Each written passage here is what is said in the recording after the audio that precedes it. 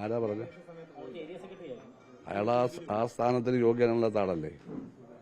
അയാളെന്ന് പറയട്ടെ. ഏരിയ സമ്മേളനത്തിൽ വഴക്കുണ്ടാക്കി സെക്രട്ടറി ആയതല്ലേ, സഹാക്കളാക്കിയതല്ലല്ലോ, എനിക്കറിയാമല്ലോ. അയാൾക്ക് എന്തർഹത ഇതിനെപ്പറ്റി പറയാം? അയാൾ ആരാ? ഭുവനേശ്വരൻ്റെ പ്രഹസനമാണല്ലേ, മനസ്സിലായല്ലോ. ഭുവനേശ്വരനൊരു പ്രഹസനമാണ് എന്നല്ലേ പറഞ്ഞതിൻ്റെ അർത്ഥം. ഭുവനേശ്വരൻ്റെ വാക്കിൽ ഒരു അനാവശ്യം പറയാമോ?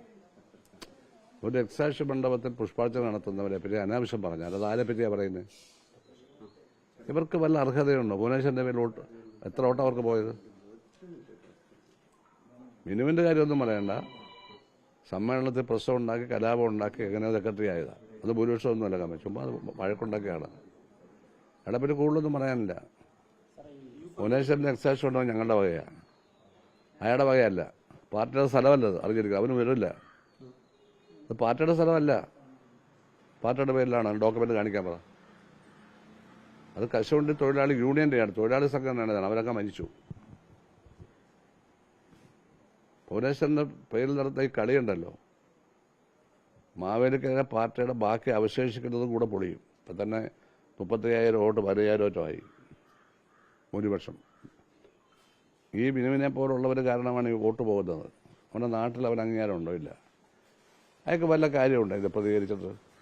രക്തസാക്ഷിയുടെ മണ്ഡപത്തിൽ അദ്ദേഹത്തിൻ്റെ കുടുംബാംഗങ്ങൾ വന്ന് പുഷ്പാർച്ചന നടത്തി. അത് ആരെങ്കിലും കമന്റ് ചെയ്യുമോ? പറ. പാർട്ടിയുടെ വകയാണോ? അല്ലാതെ പാർട്ടിയുടെ സ്ഥലമല്ല. ഈ രക്തസാക്ഷി മണ്ഡപം അവിടെ എങ്ങനെ ഉണ്ടായെന്ന് ഇവനറിയോ? അറിയില്ലല്ലോ. സുരേഷൻ രക്തസാക്ഷിയായപ്പോൾ അടക്കേണ്ടത് ഞങ്ങളുടെ വീട്ടിലാണ് അല്ലേ? ഞങ്ങളുടെ വീട്ടിലാണ് അടക്കേണ്ടത്. അപ്പോൾ വീട്ടിലടക്കാനാണ് വീട്ടുകാരുടെ എല്ലാം തീരുമാനം. അപ്പോൾ അന്ന് MLA ആയിരുന്ന വളരെ മുതിർന്ന നേതാവായ എസ്കോ എന്ന കുറിപ്പത്തിൽ അന്തരിച്ച് അദ്ദേഹം എന്നോട് പറഞ്ഞു, നമുക്ക് കശുവണ്ടി തൊഴിലാളികളുടെ സ്ഥലമുണ്ട് കരിമുളക്കിൽ, നമുക്ക് അവിടെ അടക്കാം. ഞാൻ സമ്മതിച്ചോട് വീട്ടുകാരെ സമ്മതിച്ചു. അങ്ങനെ ഞങ്ങൾ വിട്ടുകൊടുത്താണ്. മനസ്സിലായോ?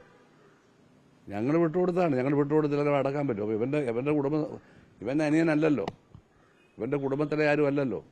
അപ്പം അങ്ങനെ പറയുന്നവനെ ആ സെക്രട്ടറി സ്ഥാനത്ത് നീക്കം ചെയ്തില്ലെങ്കിൽ ചാരുമൂട് പാർട്ടി നശിക്കും.